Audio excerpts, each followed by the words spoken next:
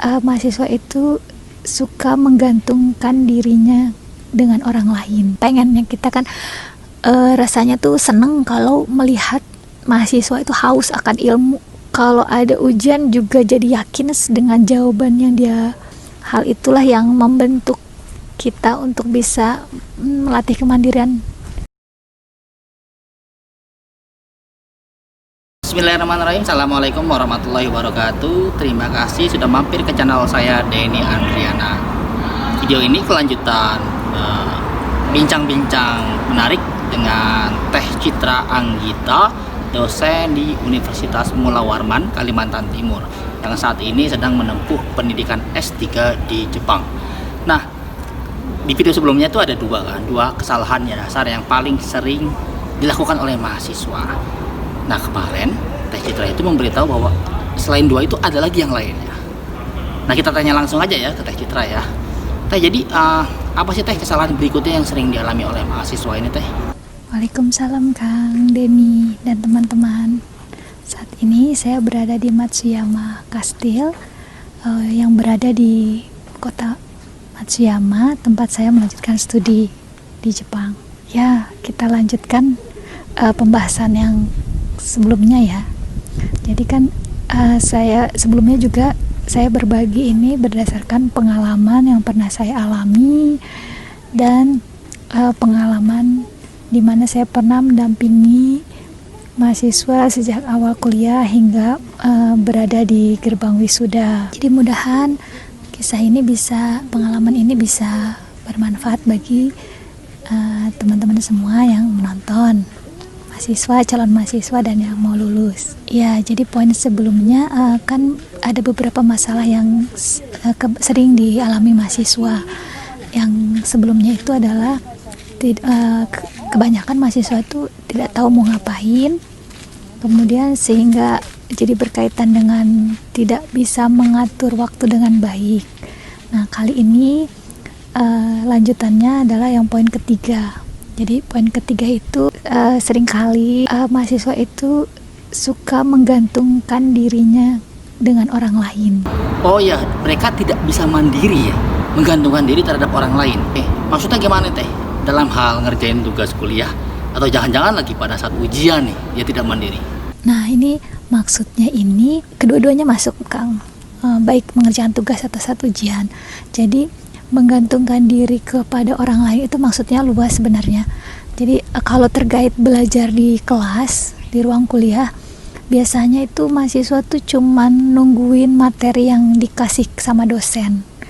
Sedangkan kan saat ini dosen tuh bertindak sebagai fasilitator, adanya merdeka belajar dan mandiri belajar ya. Jadi akan lebih bagus kalau mahasiswa tuh punya keinginan yang kuat untuk belajar sesuatu hal. Jadi ingin tahunya kuat, jadi dia mencari sumber ilmu tuh tidak nungguin dikasih aja, tapi berusaha mencari, tidak menggantungkan dirinya dengan orang lain. Jadi saya cari duluan, jadi bisa cari dimanapun, sumber manapun. Jadi ketika dia memperoleh sumber itu dan masih ada hal yang tidak dia mengerti, barulah dia terjadi diskusi sama dosen, kan kayak gitu ya. Pengennya kita kan rasanya tuh seneng kalau melihat mahasiswa itu haus akan ilmu, jadi dia bisa mencari kemanapun, mencari jawabannya. Kemudian jadi efeknya juga ke hal kegiatan lain ya Kang ya. Jadi kalau ada, jadi kemandiriannya itu terasah Kang. Jadi kalau ada tugas dari dosen, jadinya dia tidak berharap saya nunggu nanti aja ngerjainnya, nunggu jawaban dari teman yang pintar aja, tapi berusaha dulu. Kalau ada ujian juga jadi yakin dengan jawaban yang dia isi gitu. Jadi sebenarnya kaitannya dengan dua hal sebelumnya ya.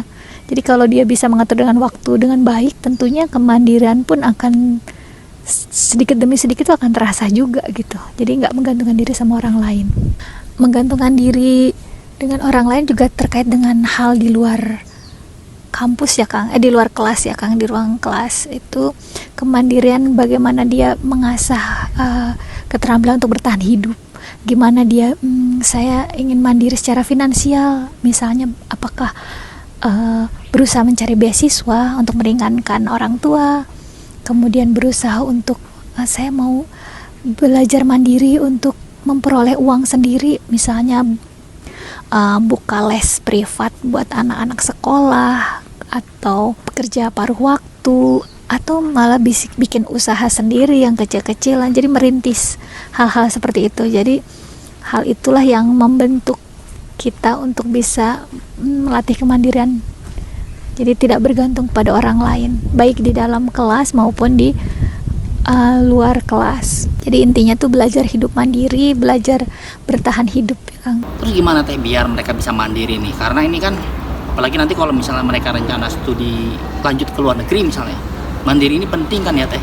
Belajar mandiri itu penting banget Kang, karena mengasah ini rasa tanggung jawab ya, punya rasa tanggung jawab kepada diri sendiri. Nah ini simak nih teman-teman semua, ini kan gimana ya, pada akhirnya nanti kita berjuang sendirian ya. Iya Kang, karena siapa lagi yang bisa kalau bukan diri sendiri yang bertanggung jawab terhadap diri sendiri, terhadap apa yang kita lakukan. Jadi bisa belajar juga bertahan hidup dan belajar berjuang gitu. Penting nih. Nah yang keempat apa?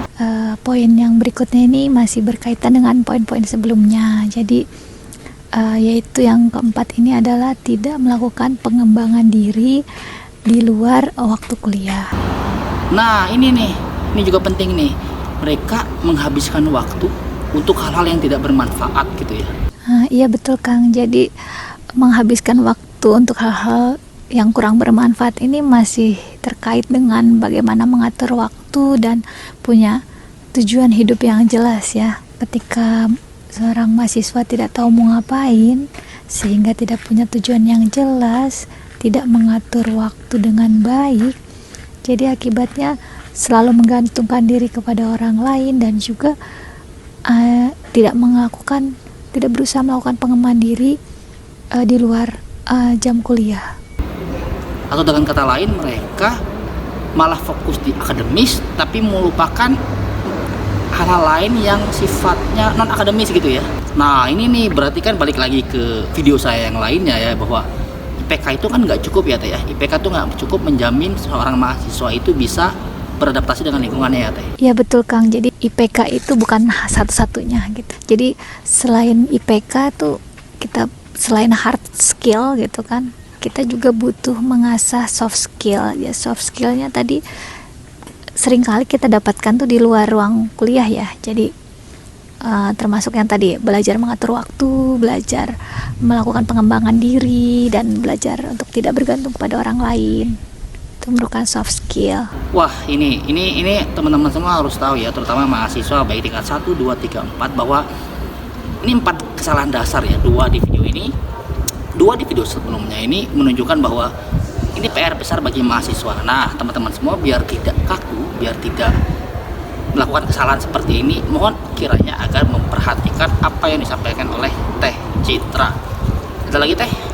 Ya saya rasa cukup sekian beberapa sharing pengalaman yang bisa saya bagi.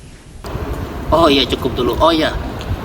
Oke, kalau misalnya teman-teman ingin tahu, silakan bisa follow akun Instagramnya Teh Citra atas nama Citra Anggita. Nanti di sana mungkin beliau juga akan berbagi nih bagaimana sih caranya supaya teman-teman mahasiswa tidak mengalami kesalahan seperti ini. Oke, terima kasih banyak ya Teh waktunya ya. Semoga sukses terus dan bisa selesai segera studinya di Jepang sana dan bisa kembali mengabdi ke Indonesia dan memotivasi teman-teman mahasiswa dan siapapun yang menonton video ini agar bisa mengatasi semua masalah yang ada. Iya, baik, terima kasih banyak ya waktunya Teh. Sama-sama Kang. Saya juga terima kasih banyak sudah diberi kesempatan untuk berbagi di channel YouTube-nya Kang Denny. Mudahan bisa bermanfaat bagi yang menonton dan mohon maaf jika masih banyak kekurangan. Ya, assalamualaikum. Waalaikumsalam. Sampai ketemu lagi.